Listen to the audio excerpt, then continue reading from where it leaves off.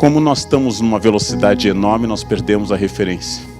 Minha sobrinha acaba de perguntar na praia, quando viu meu iPod grande no carro, deixa eu ver, eu nunca vi um iPod. Ou seja, ela nunca viu uma coisa que para mim é absolutamente nova, porque não se faz mais iPod grande. Não se faz, é coisa muito antiga, coisa de gente de idade, um iPod grande. Essa velocidade tem acentuado o individualismo, que eu já disse em várias palestras, é hoje obsessivo, a marca do nosso tempo. Haja vista que se eu disser aos senhores a frase "eu estou cansado", todos aqui que repetirem essa frase em casa vão ouvir o quê? Quem está casado há mais de 12 dias já sabe a resposta. Eu estou cansado. O que eu vou ouvir da mulher ou do marido? Eu também, é óbvio, porque ninguém mais ouve ninguém. Não, eu acordei às 7, eu acordei às 5, eu tenho uma dor de cabeça, eu tenho um tumor. É uma concorrência permanente nesse individualismo. Diz o professor Bauman, dissolvemos fronteiras, relativizamos valores, entramos numa era de incerteza, onde ninguém mais tem muita clareza, a clareza que tiveram meus pais e meus avós, imigrantes no Rio Grande do Sul, a clareza que tinha que bater em criança para elas serem alguém. Não se discutia Piaget, apenas Pinochet. Bate na criança que ela cresce. Criança é chantilly, batendo cresce. Quanto mais você bater, mais ética ela será. E batiam, aqueles que tiveram a minha experiência, batiam sem culpa. Batiam sem culpa, em nome de um bem maior. E não havia trauma, não havia bullying, a gente tinha que correr mesmo, não tinha orientação educacional, tinha que correr, tinha que se virar, em vários sentidos. O que nos une apenas nessa sociedade líquida, dentro do nosso estágio de capitalismo? O consumo. O consumo é o grande redentor. Ser excluído do consumo é ser excluído da sociedade. A exclusão do consumo é tão grande e as velocidades das transformações são tão grandes que nós costumamos confundir o fim de um mundo com o fim do mundo. É um sinal de idade dizer o mundo está acabando. Porque o meu mundo está acabando. Meu mundo está sempre acabando. Todos morreremos um dia, menos a Rainha Elizabeth II, como os senhores sabem, é uma Highlander, nascida em 21 de abril de 1926, está bem e vai longe. O Charles é que não vai conseguir acompanhar. O bisneto dela, eu acho que pega. O bisneto pega o fim da vida da bisavó. É obrigatório ser feliz, inclusive, para os senhores que têm empresa e trabalham em empresa, para ser contratado. Ninguém entra num RH se não for muito feliz. O único defeito admissível numa empresa é perfeccionismo. O que o senhor tem como perfeccionismo? Não diga um defeito, obsessão com horário. Não, mas um defeito de verdade, eu abandono a família pela empresa. É um defeito. Ninguém bebe, ninguém fuma, ninguém é tarado, todo mundo é perfeccionista. E temos que ser felizes e postar coisas felizes no Face. É obrigatório. É obrigatório ser feliz. As pessoas postam almoço. Eu acho isso notável, gente. Elas comem e postam, almocei, kkkk. Né? E postam uma foto como se estivéssem em Addis Abeba, na Etiópia. Né? Como se almoçar fosse um fato extraordinário. Ninguém posta, brochei, né? Kkkk, né? De novo. Ninguém posta uma coisa dessas. E exatamente essa liquidez que Bauman tocou, que Marx indicou na sua análise no século XIX, ela atinge valores. Nós não temos mais certezas de valores. O que é melhor? O que é mais correto? E o principal valor abalado hoje, especialmente no Brasil, é a elasticidade no conceito de ética. Chamado de ética por Aristóteles, ultimamente compliance é mais comum para dizer uma coisa muito aristotélica, que é cumprir a lei. Hoje é uma entrevista de um especialista alemão na Folha sobre compliance. Essa grande ética surgiu o seu debate na Grécia. A pequena ética surgiu nas cortes, especialmente Luís XIV. A ética, especialmente de comportamento à mesa. Mas nos interessa a grande ética. A ética que é racional, diferente de moral. Moral é um fenômeno religioso.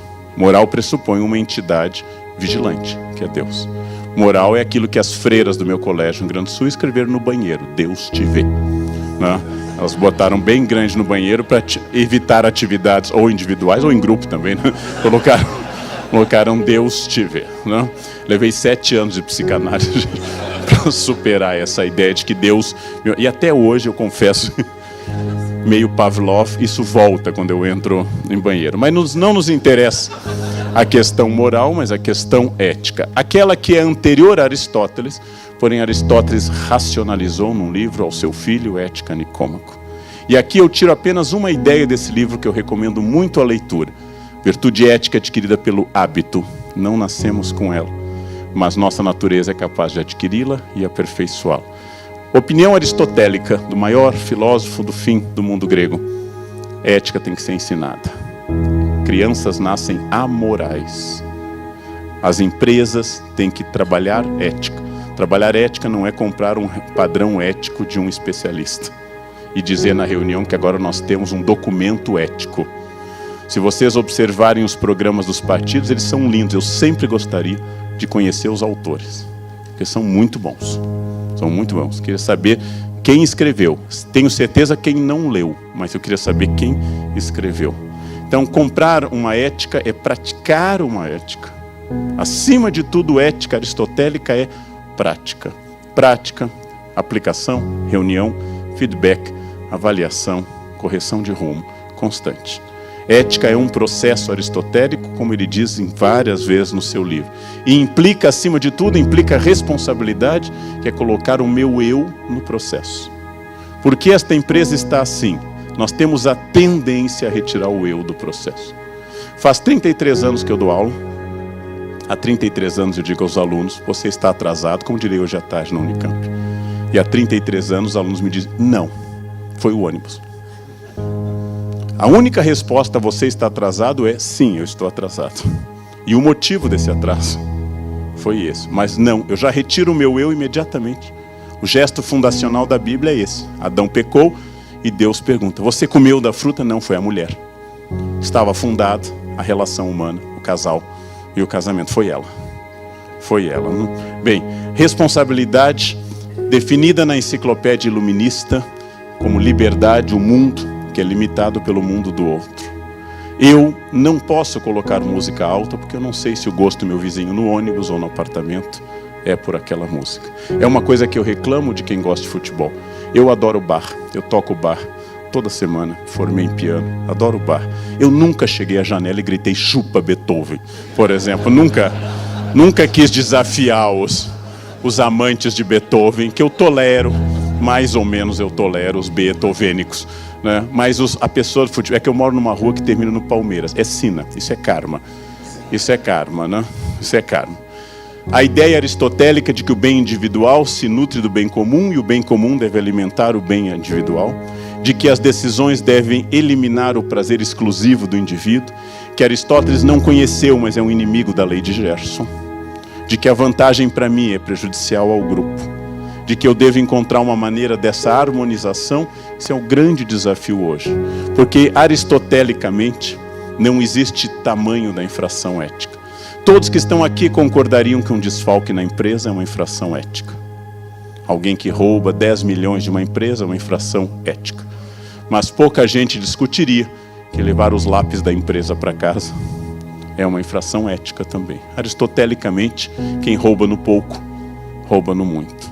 Quando eu atualizo o Face dentro da empresa, eu estou roubando um tempo que é pago para eu trabalhar. E eu estou colocando lá, atualizando o Face. Mas quase ninguém considera isso uma infração ética. Aristóteles discute o tamanho a partir do conceito.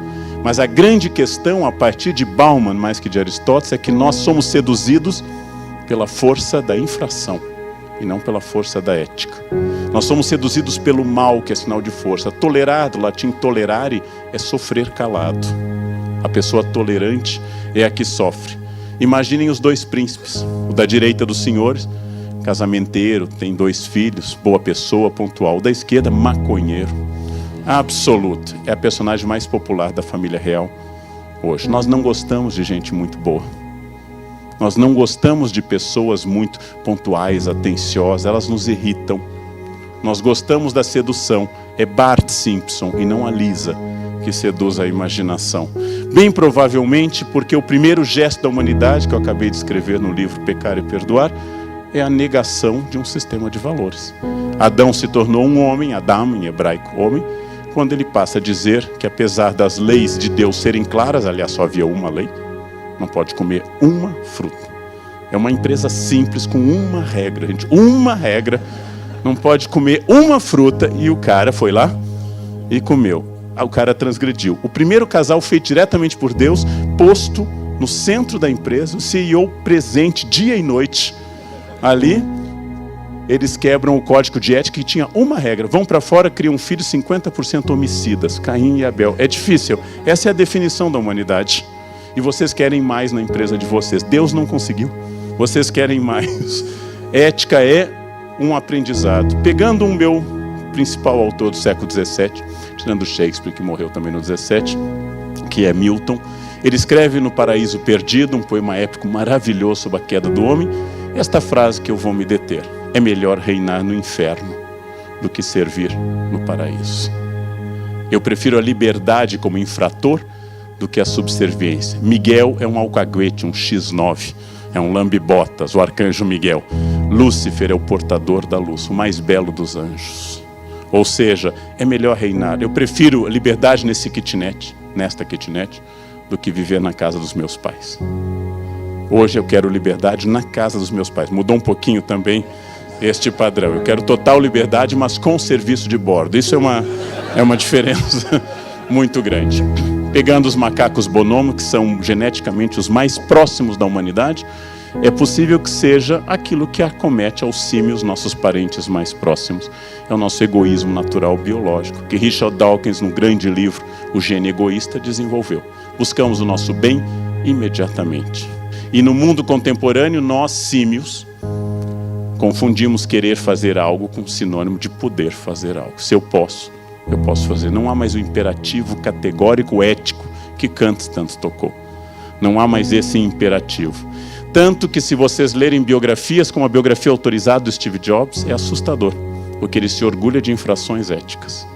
Primeira vez que ele ganhou dinheiro, inventou uma máquina eletrônica que roubava o sinal interurbano da AT&T e fazia interurbanos de graça. E vendia isso a $100. Gastava 40 em peças, ganhava 60 por máquina. Ele se orgulha como gesto de empreendedor. Ike Batista, na autobiografia, diz que trazia joias costuradas na bainha da calça. Começou sua carreira como contrabandista. Que alguém faça uma infração ética, todos já fizemos. Mas orgulhar-se disso em biografia e servir de modelo para as pessoas é assustador. É assustador. Se dissesse assim: eu trouxe diamantes em contrabando, mas eu era jovem, eu não tinha princípio. Não, ele continua batendo no peito, né? E continua. Isso para mim é uma grande questão. Por quê?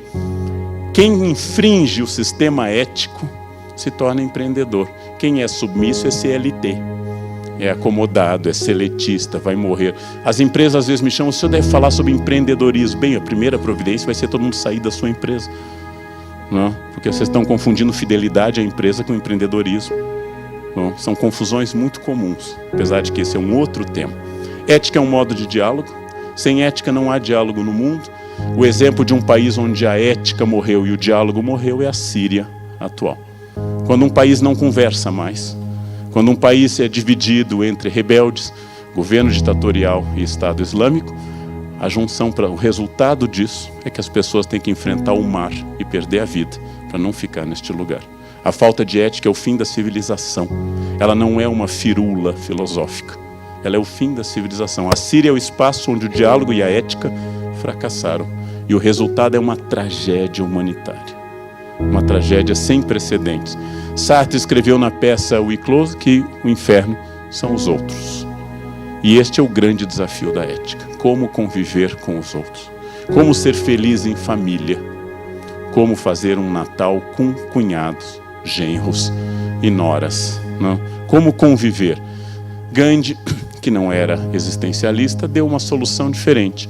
Eu devo ser a transformação que eu quero ver no mundo. Se eu quero um mundo ecológico, eu reciclo lixo na minha casa. Se eu quero um mundo ético, eu serei ético. Porque o meu mundo começa comigo. Ou seja, esta é a primeira lição de ética da vida de Gandhi. Minha vida é minha mensagem, disse ele, pouco antes de ser assassinado em janeiro de 48. E aristotelicamente, a vida sem ética dá mais trabalho. Eu posso trair a minha esposa? Já me disseram que sim, ouvi falar. Há notícias e exemplos. Mas dá um trabalho apagar tudo do WhatsApp. Tem que olhar na nuvem. A nuvem pode chover em algum lugar. Tem memória. Tem a questão do cheiro. Um colega meu que é adúltero come mexerica no motel. para poder tapar o cheiro. Agora você já sabe, quando chegar marido ou mulher cheirando a mexerica, sintam que é isso. Porque o sabonete do motel cheira diferente, o nariz da mulher foi adaptado por séculos de treino para sentir esse cheiro. Eu tenho que verificar no WhatsApp, eu tenho que ver se não caiu no cartão de crédito, se meu carro não foi visto. Dá muito trabalho para pouca coisa. E cada vez menos com a idade. Ou seja, é importante pensar que a infração ética, ela nos deixa de sobressalto, como diz Aristóteles. Eu nunca sei quando pode aparecer um Moro na minha vida. Eu nunca sei quando eu vou ser convidado a conhecer Curitiba e fazer turismo na carceragem da Polícia Federal, né? Sempre pode aparecer. Os éticos são como geração espontânea, eles surgem como champignon no escuro. Eles dá muito trabalho. Dá muito trabalho você andar por caminhos tortuosos para escapar do rodízio em São Paulo. É melhor pegar um táxi. É melhor pegar um táxi, né? Eu não posso, então morra, né? Se você não pode, morra. Fique em casa. Não faça isso. Dá muito trabalho não ser ético.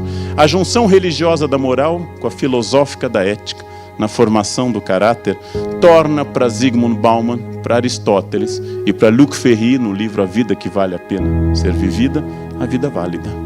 A vida válida é a vida ética. A vida não ética é uma vida de emoções e sobressaltos, mas é um desvio. E é um desvio grave. Por isso que o Bauman definiu isso nos seus primeiros livros sobre a ética, que ele ainda chamava de pós-moderno. Eu vou dar um exemplo muito passageiro de um filme que quem não viu deve ver como lição de reflexão. Um grande filme argentino, do Zifron, Relatos Selvagens. São 6 episódios de pessoas que infringem a ética. O primeiro, Pasternak, é um homem que reúne num Boeing todos seus inimigos e dirige esse Boeing. Coloca a namorada que o traiu aqui, o professor que o reprovou no doutorado, o traidor, o amigo que deitou com a namorada, a professora do primário. Só não estão ali o pai e a mãe, mas o Boeing está se dirigindo para casa do pai e da mãe. Depois, quando houve o episódio na França do piloto alemão que jogou, isso foi considerado profético. Las Ratas fala de uma mulher que teve a vida desgraçada por um agiota que agora pretende ser político.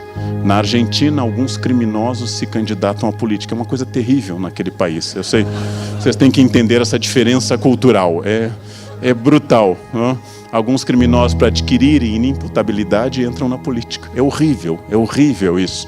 E aqui está ele e ela decide se deve ou não colocar veneno na comida dele. A cozinheira é assustadora. Tem aquele sorriso e pega o veneno de rato e está vencido. Será que faz mais mal ou menos mal o veneno vencido? É uma questão que eu nunca tinha pensado. Veneno vencido é bom ou é ruim? Uma questão curiosa. El Mais Fuerte trata de um atrito de trânsito, no qual 2 machos alfa morrem. Eu estou contando o filme, quem não viu, problema de vocês, mas aqui...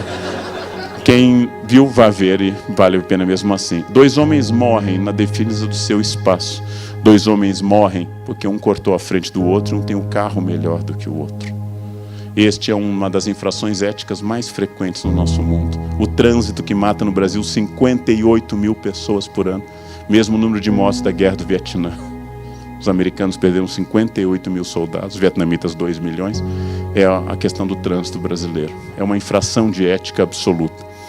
Ricardo Darín faz o episódio Senhor Bombita, deve ser o único ator da Argentina, porque está em todos os filmes na Argentina, e faz um homem ético, trabalhador, engenheiro de demolição, que tem seu carro guinchado. E depois que isso se repete, ele tem uma ideia: se eu enchesse o carro de explosivos e deixasse ele ser guinchado? Uma ideia interessante. Esse filme dá ideias, né? E eis que preso, ele encontra o respeito da família, do colega de trabalho e até de um preso quase estereotipado aqui. E ele ganha um bolo com um guincho e uma bombinha a bordo. La Propuesta fala de uma coisa, isso é Argentina, né? De um advogado sem ética. Eu sei, isso é Argentina. Isso está tratando de um outro país, outra cultura. Um advogado que deve livrar o filho deste homem rico de ser preso por ter matado uma mulher atropelada. Aí surge um policial corrupto. É muita coisa, né? Um advogado sem escrúpulos e um policial corrupto e um homem rico que só quer livrar o dele, não importa a que preço. É um horror uma coisa dessa. E o símbolo são arcadas de tubarões no escritório. Cada episódio tem um animal E por fim, o meu preferido, até que a morte nos separe. Um casamento simpático, ela preparou tudo. O casamento é um fenômeno da noiva, né? O noivo é um convidado importante, mas irrelevante, né? E eles estão felizes e ela faz o que nunca se deve fazer, acessa o WhatsApp dele e descobre que ele está tendo um caso com a mulher do escritório no dia do casamento. Não esperou aquele prazo que os homens em geral são fiéis, 12 horas. Não, foi no dia, tirando os aqui presentes, foi no dia do casamento. Ela sobe ao telhado, quer se matar, um cozinheiro a consola, ela volta e ela joga sobre ele a pior praga que uma mulher pode jogar. A coisa mais dura que se pode dizer ao marido: eu nunca vou me separar de você. Vou ficar com você até o fim, todos os dias. Isto, gente, é muita maldade. Isso é um limite da maldade humana.